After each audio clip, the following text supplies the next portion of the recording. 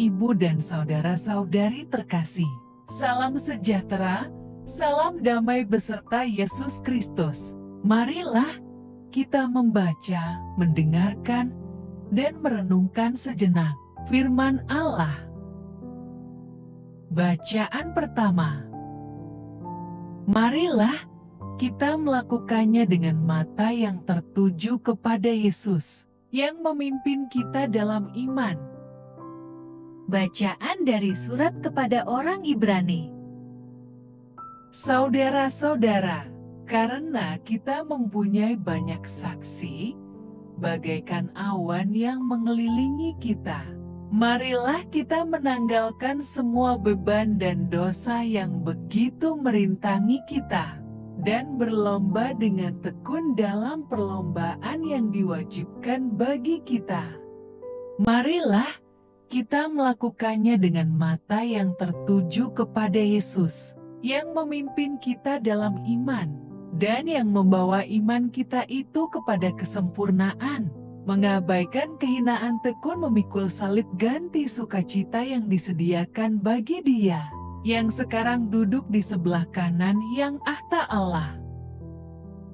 Ingatlah selalu akan Dia, yang tekun menanggung bantahan yang sehebat itu terhadap dirinya, dari pihak orang-orang berdosa, supaya jangan kamu menjadi lemah dan putus asa. Dalam pergumulan kamu melawan dosa, kamu belum sampai mencucurkan darah. Demikianlah sabda Tuhan. Mazmur tanggapan. Orang yang mencari Engkau, ya Tuhan, akan memuji-muji Engkau. Nazarku akan kubayar di depan mereka yang takut akan Dia. Orang yang rendah hati akan makan dan kenyang. Orang yang mencari Tuhan akan memuji-muji Dia. Biarlah hatimu hidup untuk selamanya. Segala ujung bumi akan mengingatnya dan berbalik kepada Tuhan, dan segala kaum dari bangsa-bangsa akan sujud menyembah di hadapannya. Anak-anak cucu akan beribadah kepadanya, dan akan menceritakan tentang Tuhan kepada angkatan yang akan datang. Mereka akan memberitakan keadilannya kepada bangsa yang akan lahir nanti, sebab Ia telah melakukannya.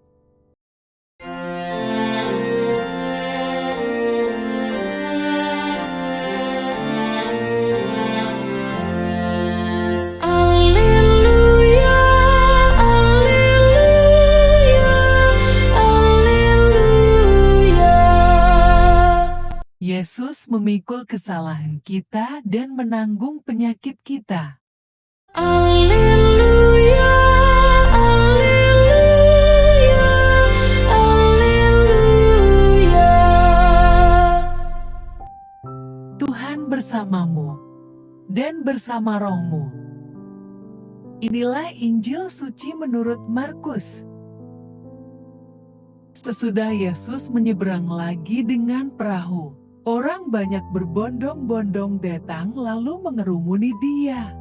Sedang Ia berada di tepi danau, datanglah seorang kepala rumah ibadat yang bernama Yairus. Ketika ia melihat Yesus, tersungkurlah ia di depan kakinya, dan memohon dengan sangat kepadanya. Anakku perempuan sedang sakit, hampir mati, datanglah kiranya, dan letakkanlah tanganmu atasnya, supaya ia selamat dan tetap hidup. Lalu pergilah Yesus dengan orang itu. Orang banyak berbondong-bondong mengikuti Dia, dan berdesak-desakan di dekatnya. Di situ seorang perempuan yang sudah 12 tahun lamanya menderita pendarahan. Ia telah berulang-ulang diobati oleh berbagai tabib, sehingga telah dihabiskannya semua yang ada padanya. Namun sama sekali tidak ada faedahnya, malah sebaliknya keadaannya makin memburuk. Dia sudah mendengar berita-berita tentang Yesus. Maka di tengah-tengah orang banyak itu ia mendekati Yesus dari belakang dan menjamah jubahnya. Sebab katanya, "Asal ku jamah saja jubahnya, aku akan sembuh." Seketika itu juga berhentilah pendarahannya dan ia merasa bahwa badannya sudah sembuh dari penyakitnya. Pada ketika itu juga, Yesus mengetahui bahwa ada tenaga yang keluar dari dirinya. Lalu ia berpaling di tengah orang banyak dan bertanya, "Siapa yang menjamah jubahku?" Murid-muridnya menjawab, "Engkau melihat bagaimana orang-orang ini berdesak-desakan dekatmu, dan engkau bertanya, 'Siapa yang menjamah aku?'" Lalu ia memandang sekelilingnya untuk melihat siapa yang telah melakukan hal itu. Perempuan itu yang menjadi takut dan gemetar ketika mengetahui apa yang telah terjadi atas dirinya, tampil dan tersungkur di depan Yesus dan dengan tulus memberitahukan segala sesuatu kepadanya. Maka katanya kepada perempuan itu, "Hai anakku, imanmu telah menyelamatkan engkau. Pergilah dengan selamat dan sembuhlah dari penyakitmu." Ketika Yesus masih berbicara, datanglah orang dari keluarga kepala rumah ibadat itu dan berkata, "Anakmu sudah mati, apa perlunya lagi engkau menyusah-nyusahkan guru?" Tetapi Yesus tidak menghiraukan perkataan mereka dan berkata kepada kepala rumah ibadat, "Jangan takut, percaya saja." Lalu Yesus tidak memperbolehkan seorang pun ikut serta, kecuali Petrus, Yakobus dan Yohanes, saudara Yakobus. Mereka tiba di rumah kepala rumah ibadat, dan di sana dilihatnya orang-orang ribut, menangis dan meratap dengan suara nyaring. Sesudah ia masuk, ia berkata kepada orang-orang itu, "Mengapa kamu ribut dan menangis? Anak ini tidak mati, tetapi tidur." Tetapi mereka menertawakan dia, maka diusirnya semua orang itu, lalu dibawanya ayah dan ibu anak itu, dan mereka yang bersama-sama dengan dia masuk ke kamar anak itu. Lalu dipegangnya tangan anak itu, katanya, "Talita kum," yang berarti, "Hai anak, aku berkata kepadamu, bangunlah." Seketika itu juga anak itu bangkit berdiri dan berjalan, sebab umurnya sudah 12 tahun. Semua orang yang hadir sangat takjub. Dengan sangat ia berpesan kepada mereka, supaya jangan seorang pun mengetahui hal itu. Lalu ia menyuruh mereka memberi anak itu makan. Demikianlah sabda Tuhan. Terpujilah Kristus. Renungan Injil. Bapak, Ibu, dan saudara-saudari terkasih dalam Kristus Yesus, mukjizat adalah keajaiban yang menyatakan kuasa dan kemuliaan Tuhan. Ketika Yesus berkarya di dunia, kerap kali ia mengadakan mukjizat. Hal itu dilakukan agar orang yang melihatnya menjadi percaya kepadanya. Yesus menyembuhkan perempuan yang 12 tahun sakit pendarahan, juga membangkitkan anak Yairus. Mukjizat itu diawali oleh adanya kepercayaan yang sungguh kepada Yesus. Pelayanan yang biasa dilakukan Yesus adalah mengajarkan kerajaan Allah, mengusir roh jahat, menyembuhkan orang sakit, dan membangkitkan orang. Semua itu dilakukan untuk menyatakan kerajaan Allah. Ia ingin agar kuasa Allah menjadi nyata dalam kehidupan umat manusia.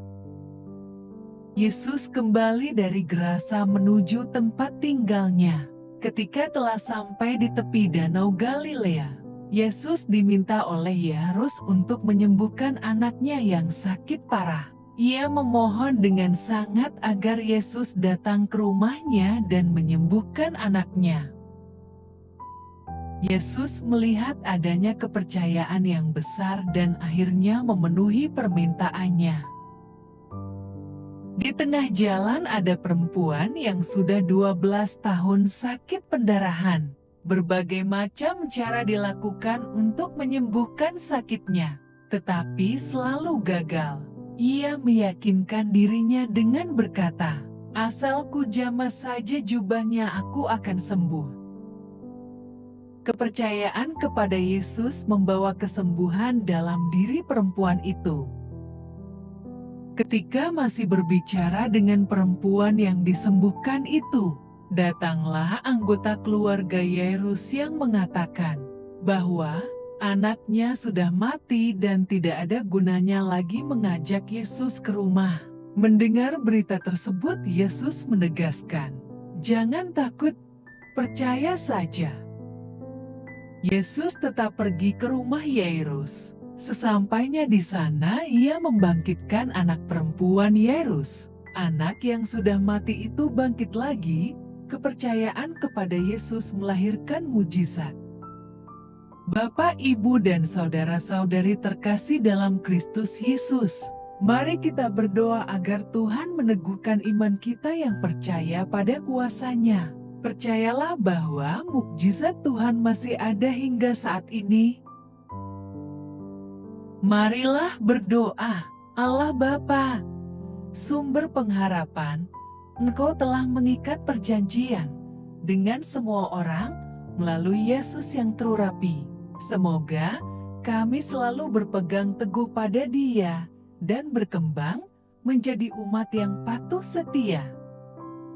Dengan pengantaraan Yesus Kristus, Putra-Mu, Tuhan kami yang bersama Dikau, dalam persatuan Roh Kudus, hidup dan berkuasa, Allah, sepanjang segala masa. Dalam nama Bapa, Putra, dan Roh Kudus. Amin. Terima kasih sudah mendengarkan dan merenungkan firman Allah. Jangan lupa subscribe dan jangan lupa juga aktifkan loncengnya. Terima kasih, Tuhan Yesus memberkati.